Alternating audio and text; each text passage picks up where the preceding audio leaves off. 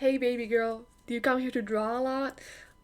If the answer is yes, baby girl Clowny, because I'm the babiest of them all, then this is the right video for you. Today we're gonna be learning something quite important, something quite life-changing for you guys, not for me, because I already know this shit. For you. uh I was trying to do this like bit where I'm just like really full of myself and I realized this isn't a bit. I am so full of myself. I need to like be humbled. So the rest of this video I'm gonna be doing in a different bit where I'm really humble and a normal person, but it's a joke. Somebody recently asked me if I could make a video talking about my process and how I pick my references for my art. For your enjoyment, this is some of my art pieces. Just so you know, you kind of, if you don't know me, you kind of get the little taste of what clown. Wait, no, humble Clowny. So you can see what my art pieces look like, so you have an idea of what this video is going to be about.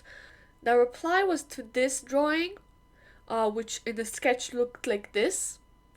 So I thought I would just yap a little bit about this art piece. I made like a short TikTok that I explained a little bit of my process there. So if you want to go check that out, if you don't want to watch the full video, jiggle jiggle, you can go watch the really short version of it on TikTok. The thing I do when I want to start drawing is I go on Pinterest and I have this board with over 1K photos that is just full of pins from when I just started drawing. Like I'm talking when my art looked like this to how it looks now. So a lot of pins, as you can guess, because I saved all of my references, which is very important. I recommend doing it as well. Just having all of your references in one place, it really helps because you can go back, reuse them. It's just a very smart thing to do. I recommend doing it if you wanna start somewhere. The next thing I do is I kind of try and break the character into simple characteristics. I'm gonna use Chris from Deltarune for this because I feel like they're a relatively simple character to understand. They obviously have deeper motives and like deeper feelings and such and objectives about them, but I'm gonna like do a little straight line that's called Chris. Chris the straight line, and that's gonna be where we're gonna start. Chris, I would say, is a victim because they're being controlled by a higher entity who controls their body and all everything they do, their actions. So they hurt them, they hurt their friends. So it's just a victim of a higher entity. So victim. So I try to look for references where the person is like being controlled by something bigger than them. A good example would be this reference, which the hand goes like this. Kind of battling between myself whenever I should draw this as Corona from Soul Eater, who's also being controlled by a higher entity, which is Medusa, uh, or Chris, because I feel like they both really are really similar in the way that are like they're being controlled. They're a little bit scared of the thing they're being controlled, but they also feel a lot of anger towards the end of Soul Eater. Uh, Corona is really angry at Medusa. They always don't like Medusa, but towards the end, after meeting Madoka, they become very full of hatred, which is similar to Chris, because Chris is also kind of filled with hatred towards us. A lot of the time, they beat us up. They try to like completely pull us away from them. The thing that I try and keep in mind is like associated items for the characters. Like I would say from Sarah Lynn from BoJack Horseman, it's definitely alcohol, it's definitely drugs. So I have this photo that I found of a girl like looking like that in a bath. This one.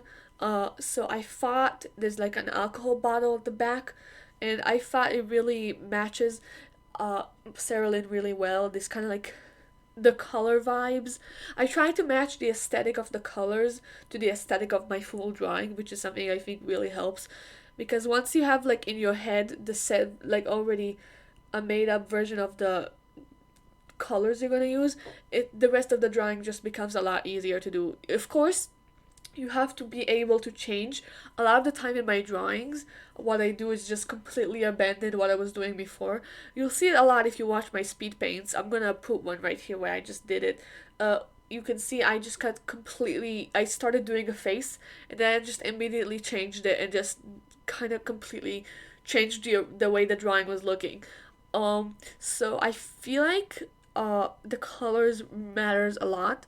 So you have to be able to be smooth with it, smooth like butter, one might say. Also for Soul Eater Medusa, as I say, there's the snake, which is an association item for Medusa. So, like I said, I try to keep track of associated items for a character, like animals, like uh, objects, like fruits, like vegetables, cake. I would say for Chris, it would be an apple. There's also one with pianos, but I haven't drawn anything with it yet. I have a vision in my brain, I'm gonna use it. I just haven't found the perfect reference yet, which is something I also recommend doing.